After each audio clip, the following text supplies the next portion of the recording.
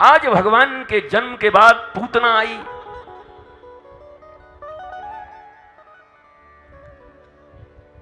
अब पूतना के बाद सक्तासुर आया, सकट में बैठा, बैलगाड़ी।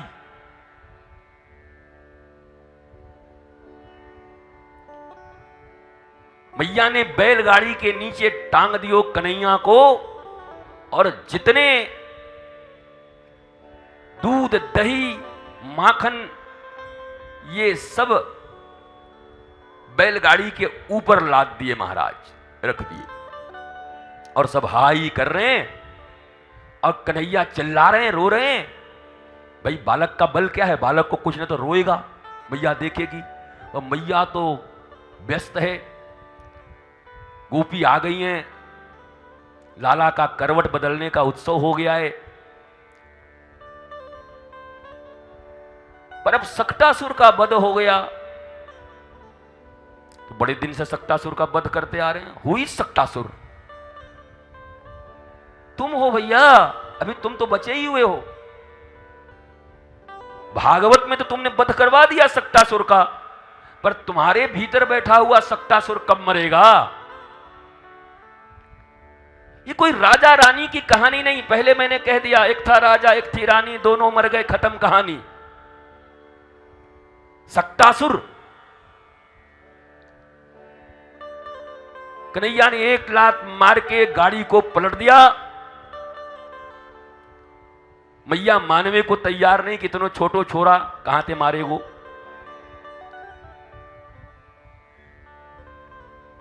अब भागवत का दर्शन, आध्यात्म का दर्शन ये है, आपके जीवन से जुड़ा हुआ है। सक्तासुर मरे जिए हमें क्या मतलब है? घर ही में इतनी परेशानी है, इतने सक्तासुर भरे हुए हैं कि वो सक्तासुर का चिंता कौन करे। अनिल, सुनील, सबिता, कविता, बबिता, ननद, भाभी, इतनों से टेंशन चल रहा है, या में सक्तासुर को कौन याद कर रहा है? कहां थे सक्तासुर और कहां थे पूतना? इतनी परेशानी खुद है, ऊपर से और 10-20 राक्षस। बताओ, पूरे आसपास राक्षसों के बीच ही गुजर रहा है, ऊपर से 20-25 और राक्षस इसमें, असुर लोग। भाई समस्या कम करने आए हो कि बढ़ाने आए हो कथा कह के? हम ऑलरेडी राक्षसों से परेशान हैं आसपास में। हमारा बॉस जिस ऑफिस में काम करते हैं महाराक्षस है। प्रायः लोग यही कहते हैं हमको, जो लोग आते हैं, महाराज जी जो हमसे ऊपर है ना, 1 नंबर का राक्षस है। और मुंह पे नहीं कहते हैं, मुंह पे तो कहते हैं सर आप जब से आए हैं कंपनी सुधर गई। पीछे कहते हैं तो कब मरे हो, तो मरे तो ये कंपनी सुधरे।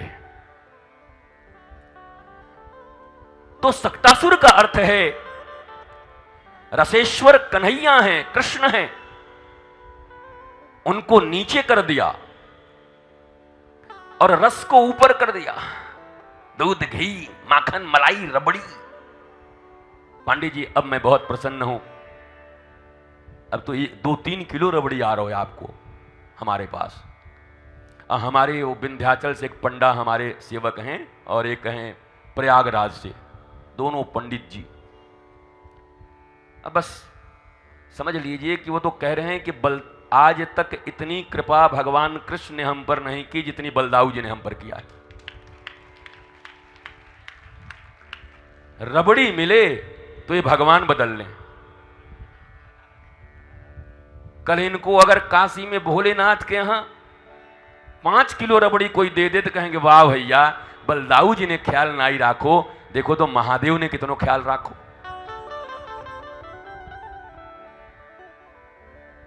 ये भूत प्रेत का पूजा कर लें रबड़ी के लिए। और यही नहीं, दुनिया में हर आदमी, हंसो मत, तुम्हारे जो डिमांड्स हैं, तुम्हारे जो मांग हैं,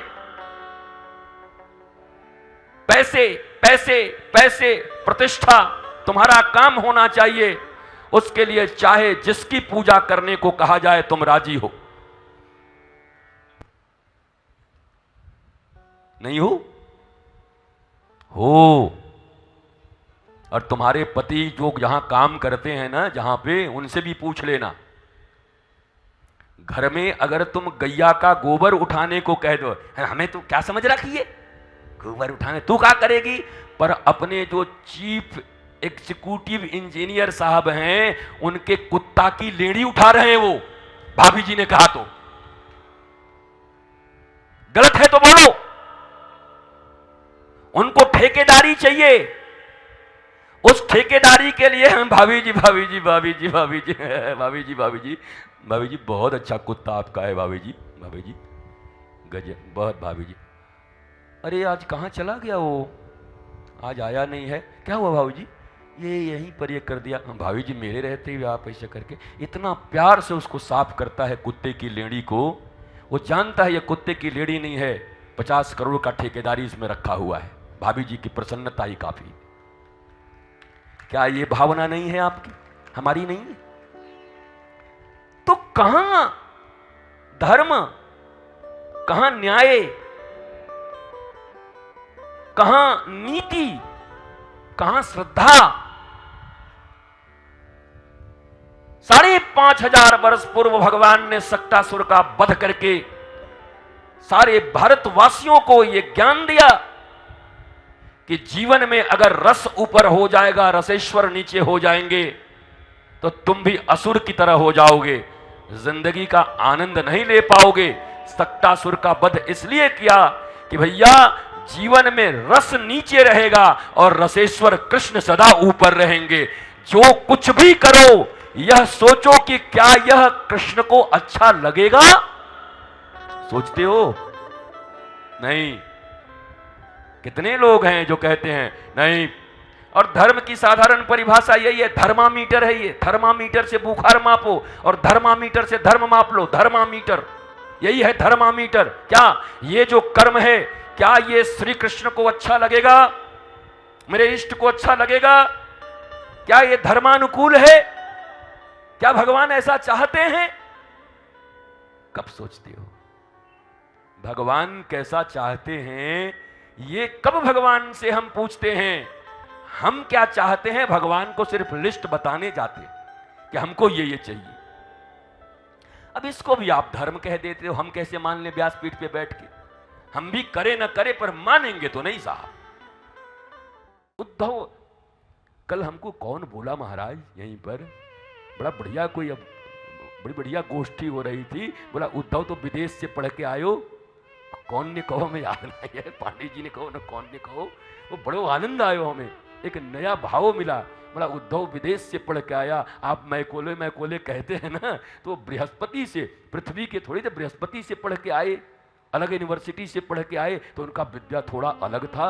हार्वर्ड यूनिवर्सिटी का विद्या था, बेचारे को पता ही नहीं चलता था उनको कुछ कि सोना में आलू है कि आलू में सोना है, गड़बड़ी हो जाती थी। भाई क्या करें, बाहर की विद्या में किसानी उतना पता नहीं। हमारे यहाँ तो महाराज दाऊ दयाल ने लिया हुआ है हल हाथों पे, कंधे पर, उनके पास मूसली है। महाराज किसानों के देवता हैं हमारे दाऊ दयाल। पूरी दुनिया में जितनी कृषि कला है उसके देवता, उसके महाराज महादेव हमारे दाऊ दयाल हैं। उनके द्वारा ही कृषि, अन्न और अन्न के विषय में एक दिन वैदिक रीतियों से हमने वर्णन कर दिया कि अन्न ही ब्रह्म है और प्रजा के पालन में अन्न ब्रह्म के रूप में ब्रह्म को लाने का काम दाऊ दयाल अपने हल से करते हैं। तो वैदिक रीतियों से इसको हमने जोड़ा। महाराज दिव्याति दिव्य भाव से भगवान की अनंत कृपा भई, और अनंत कृपा होने के कारण आज जब ठाकुर जी रुदन करने लगे तो ठाकुर जी के रुदन को देख करके महाराज उद्धव जी आ गए। उद्धव जी ने, महाराज बृहस्पति के शिष्य हैं तो बहुत वेद वेदांत सिद्धांत के मार्तंड विद्वान हैं।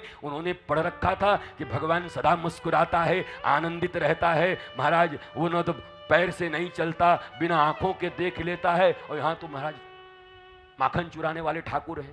वो उद्धव के सांचा में फिटे ही नहीं बैठता था। बोला गुरुजी ने कहा है कि कृष्ण भगवान हैं और साथ में रहते तो कहीं ते भगवान लगते ही नहीं है, बड़ी मुश्किल है, समझ ही नहीं आता।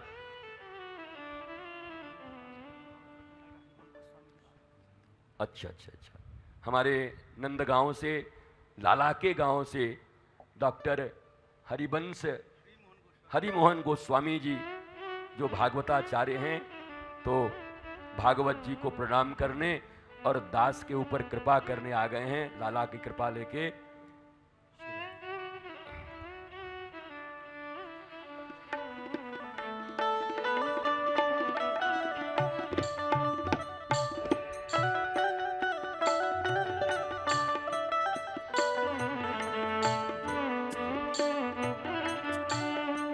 थोड़ी थोड़ी कमजोरी लग रही थी। दाऊद दयाल तो पूरा शक्ति दिए हुए थे, पर थोड़ा थोड़ा लग रहा था। सोई दाऊद दयाल ने कहा डरो मत, अभी नंदगांव को भी आशीर्वाद दिलवा दो रहा हूं। अब तो महाराज डबल आशीर्वाद है गया, मैंने मौज आया, लाला का भी आशीर्वाद आ गया वहां से। अब क्या वो बैठे बैठे सोच रहा है कि हमारे गुरुजी धीरे धीरे अब ब्रज भाषा बोल रहे हैं, तो तू सिखाए ना रहो, सिखाए बढ़ जाते तो हम पूर्व ब्रज भाषा में कथा कर दें महाराज, ब्रजवासियन की तरह। आप सब सिखाओ मैया कछु कछु, गलती होए तो लिख के भेज दिया करो। बाबा आज तुम्हारो ब्रज भाषा विकलांग है गो, यहाँ को ठीक कर लो, तो धीरे धीरे हमारी भाषा ठीक हो जाएगी। भगवत कृपा से ब्रज की भाषा सब ठीक हो जाएगी। भगवान की अनंत कृपा हुई और भगवान आज उद्धव के ऊपर कृपा करने, गोपियों के ऊपर भगवान की ऑलरेडी कृपा है। किशोरी जी पर कृपा की जरूरत नहीं, किशोरी जी की कृपा के तो आकांक्षी ठाकुर जी, वो क्या कृपा करेंगे महाराज। किशोरी कृपा आकांक्षी तो हमारे ठाकुर जी ही हैं, तो किशोरी जी के ऊपर, गोपियों के ऊपर तो कृपा करने की नहीं, भगवान की इच्छा हुई। भाई हमारो है, चचेरा भाई है और बड़ा बढ़िया आदमी है और बृहस्पति से बहुत वेद वेदांत पढ़ के आयो है, पर सूखो जलेबी है। जलेबी तो है पर सूखा है। एक ने कहा कि सुन, कढ़ाई ते जलेबी निकले तुरंत ले आइयो। सो महाराज गयो और कढ़ाई ते जलेबी निकली और लड़ गयो हलवाई ते, बोला तुरंत दे। अरे बोला रुक जा, अरे रुक जा, कढ़ाई ते निकाल के तुरंत दे। ले आयो, खवायो। बोला ये काले आयो, बोला आप ही तो कहते कढ़ाई ते निकाल के ले। अरे बोले कढ़ाई ते निकाल के कम से कम रस में तो डाल दे, तो सिरा में तो डाल दे, तो सीधो ले आयो महाराज वही जलेबी छनवाए के, कौन खावेगो। तो उद्धव ज्ञानी तो हैं, उद्धव के पास ज्ञान है, पर ब्रज में क्या है, ब्रज में भक्ति प्रमुख है, भक्ति प्रधान है। यहां ज्ञान और वैराग्य भक्ति के बेटे हैं। मैया का रहना जरूरी है और मैया ही मूल है और जननी ही मूल है। तो भक्ति पूरक ज्ञान और वैराग्य, भक्ति मूलक ज्ञान और वैराग्य यहां चाहिए। काशी में ज्ञान मूलक भक्ति चलेगी, ज्ञान और वैराग्य काशी में प्रमुख है, लेकिन ब्रज में, वृंदावन में भक्ति प्रमुख है, ज्ञान और वैराग्य उनके साथ लगे रहेंगे।